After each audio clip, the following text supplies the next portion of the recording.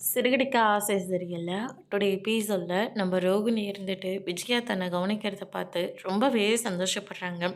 அதுக்கு அடுத்து தான் பார்த்திங்கன்னா, மீனா கிட்ட போயிட்டு ரோகிணி இருந்துட்டு, தயவு செஞ்சு நீங்கள் ஆன்ட்டி கிட்ட மட்டும் இந்த விஷயத்த சொல்லிடாதீங்க. சொன்னீங்கன்னா இப்போ இருக்கிற அன்பு அப்படியே பழையபடி மாறிடும். தயவு செஞ்சு ஆன்ட்டிக்கிட்ட மட்டும் விஷயத்த சொல்லிடாதீங்க அப்படின்ற மாதிரி சொல்லிடுறாங்க. அத்தை உங்கள் மேலே பாசமாக இருக்கிறது எங்களுக்கும் ரொம்ப சந்தோஷமாக தான் இருக்குது.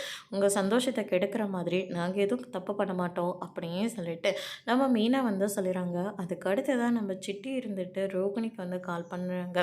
என்ன கல்யாணி மேடம் எப்படி இருக்கீங்க அப்படின்னு சொல்லிட்டு கேட்கவும், சிட்டி உனக்கு எப்படி இந்த விஷயம்லாம் தெரியும்? எனக்கு எல்லா விஷயமும் தெரியும். நான் இப்போ சொல்கிறத மட்டும் கவனமாக கேட்டுக்கோங்க. உங்கள் பையன், உங்கள் செல்ல பையன் கிரிஷ் இப்போ எங்கள் கூட தான் இருக்கான். 2,00,000 பணத்தை கொடுத்துட்டு உங்கள் பையனை நீங்கள் இங்கேருந்து கூட்டிகிட்டு போயிடுங்க. அப்படி இல்லாட்டி நான் என்ன செய்வேன்னு உனக்கே நல்லா தெரியும் அப்படின்ற மாதிரி சொல்லிடுறாங்க. சிட்டி என்ன இதெல்லாம் பின்னென்ன என்னை போலீஸில் மாட்டி விட்டீங்கல்ல, இப்போ தான் நான் ஜெயிலில் இருந்தே வெளியே வந்துக்கிறேன். அதனால் என்கிட்ட வருமானம் எதுவும் கிடையாது. எனக்கு இப்படி சம்பாதிக்கிறத தவிர வேறு வழியே இல்லை.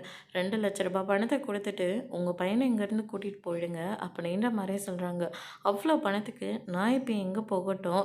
தயவு செஞ்சு என் பையனை விட்டுரு. அவனை ஒன்றும் பண்ணிடாத. அவன் ஏற்கனவே ரொம்ப வருத்தத்தில் இருக்கான் அப்படின்ற மாதிரி சொல்லிடுறாங்க. அதோடு இன்றைக்கான ப்ரோமோ முடிச்சிருக்காங்க.